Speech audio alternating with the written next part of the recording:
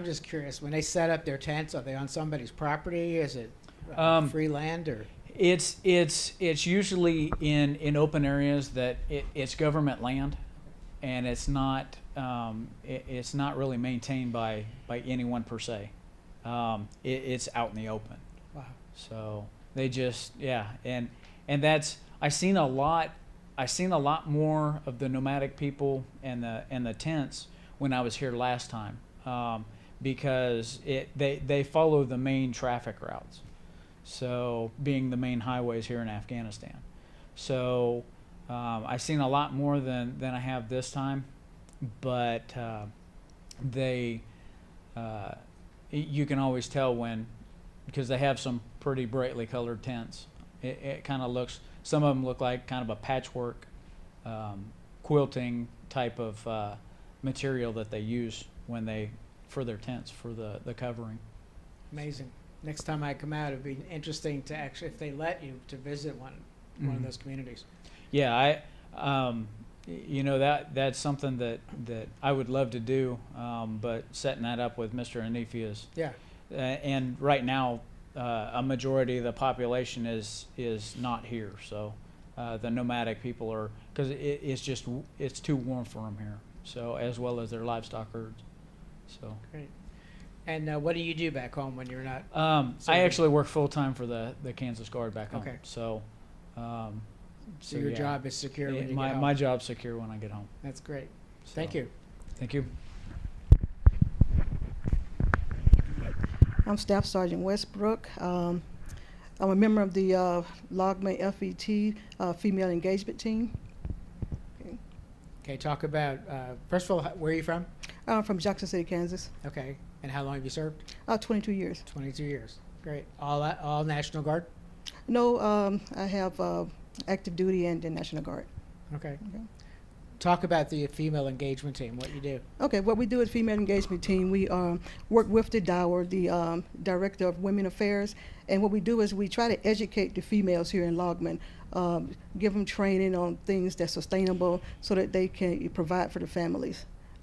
We give them training on home gardening, poultry training, sewing training, and these are small scale training that they can do at home, and they can provide for their family, and they can earn income, while they're doing this at home.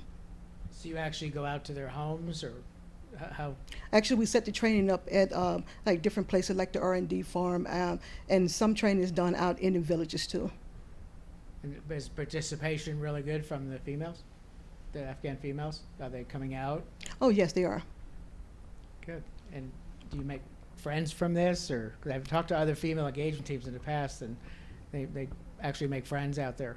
Yeah, you make friends, and once they start the training, they always look for more training. So they constantly contacting you, want to come out and want you to come out and give them more training. Okay. Are you able to train some of them to train too? Yes, and that's what the program is all about, to train the trainers. Okay. Any more specific examples you can give as far as the different projects you're training them in, or? Yes, on the portrait training, what we did was we took 10 local females out of Malalam, and we trained them, gave them portrait training, and what they did was they took this portrait training back to their village, and then they trained other females that have chickens in their area, the same training that they received.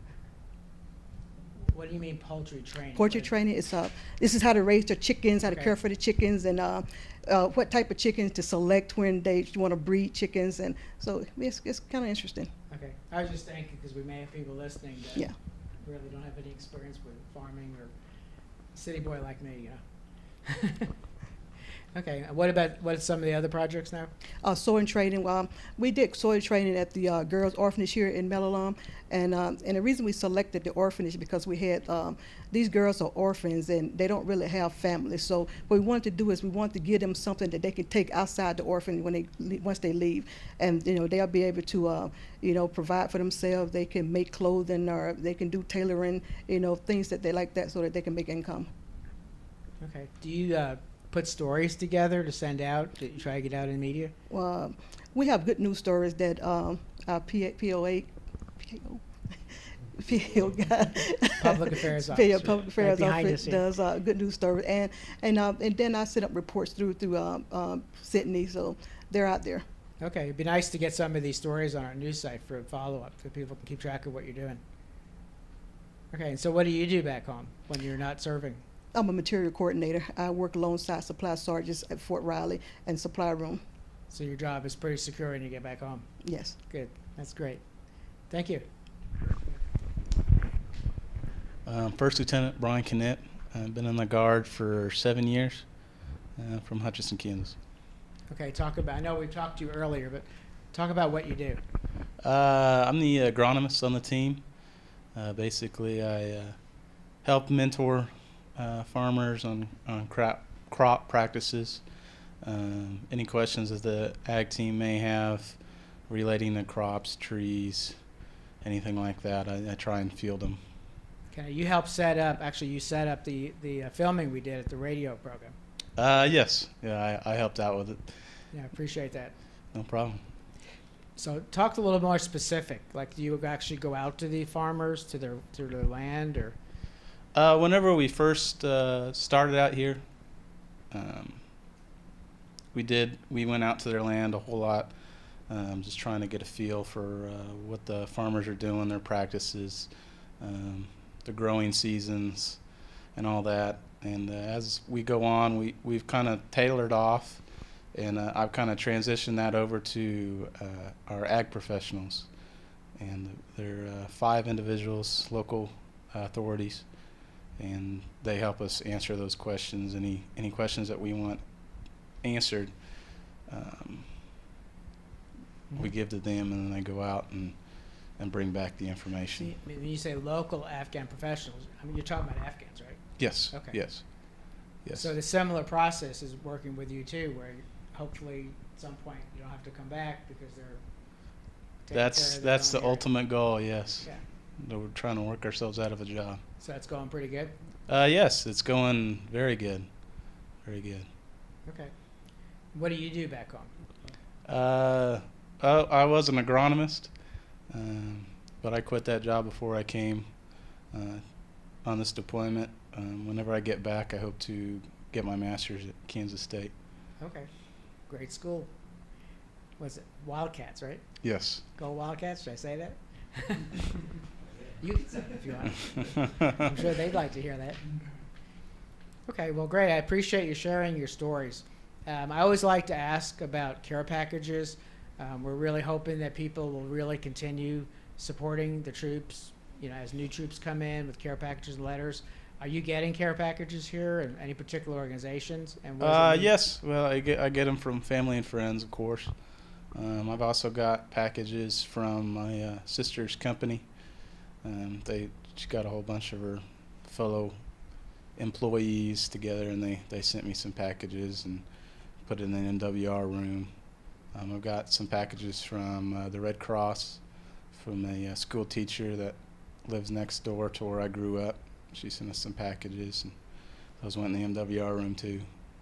So you put it in the MWR, and we don't have a PX, so you can share it with other people, right? Yeah, we do have a PX. It's a I wouldn't really call it a PX. It's a Connex with deodorant and cigarettes in it, pretty much. That's it. So it's a small, basically like a metal trailer. yes. Yeah, Connex. So that means a lot to you to get them, right? Yeah, that's Okay. pretty much what we live on with our shampoo, our deodorant, soap, that kind of stuff. Okay, great. Could you talk also about care packages? I receive care packages from my family and friends back home and from my churches. So, you know, they mostly know what you need and they just send it to you. Great. Thank you. Go ahead. Yeah, I've received care packages from my family as well as my fiance, and when I was here last time, I got some packages from manysoldier.com. It is a great organization. We had a couple of families that sent some much needed things over last time I was here. Yeah. Really didn't have much contact with that organization because my family sends everything I've needed. So, but we also got some care packages from the USO as well. basically as a unit, and we got some very large care packages. So they're all very good organizations. Yep. Yeah. AnySoldier.com, another example of well, Marty Horn's a Marine himself, retired, and his son was serving over here. So that's how, and AnySoldier.com just keeps getting bigger and bigger. Yep. It's great. And of course, the USO does an absolutely great job. Yes, they so many ways. The items that we received were very wonderful. So okay. Yeah, I was really surprised when to see how much how well we were taken care of, as far as care packages and all the support. I mean, there was probably enough stuff here when we got on ground to last us the whole year, just from the previous what the previous units had been given to them. And it keeps flowing in. I don't know if other units are as lucky as we are or not, but I mean, we've got enough to keep us happy, and even it's not all just get sitting here. I mean, if we travel from here back to the States on leave or through the deployment or whatever, the airports, the communities where where we stop at are at the airports. They have people that come in and they shake your hand when you come in and off the plane and say, hey, good job, nice to know you, nice to see you guys making it back. And it's really nice to see the support from everybody that way, and it really surprised me. Yeah, once again, the USO and other groups leads the way with that at the airports. Do a great job. Yep, it's amazing. I'm curious on the care packages. I know you have outposts where we've actually interviewed some of the soldiers that are out there where they don't really have running water, they don't have toilets, and it's hard for them to get stuff out. Are you able to filter some of that stuff out to them? Sometimes if we've got patrols going out, a lot of times it'll end up on a helicopter that goes out to them. Sometimes for their morale runs, they'll drive down to Meadowlawn here, which if you don't have running water, this place is probably like paradise for them. Yeah. But yeah, we definitely try to share that stuff around. Like I said, if we've got more than probably what we need, we keep pushing it out to the people that are out on the hillsides. So yeah, and they don't have a defect, so they're living off MRIs and care what they can get from care packages. Yeah, some of the far out places, yes. Yep. Okay. Why don't you all just start with you, I guess. Just look at the camera and give a shout out to family and friends back home. All right. Well, yeah. Thanks. Love everybody. I'll be home soon enough.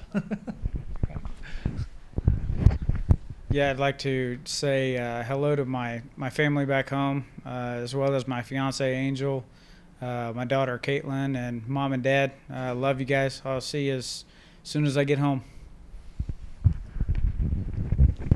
I'd like to say hi to my family back home, especially my granddaughter. Happy birthday, Janae.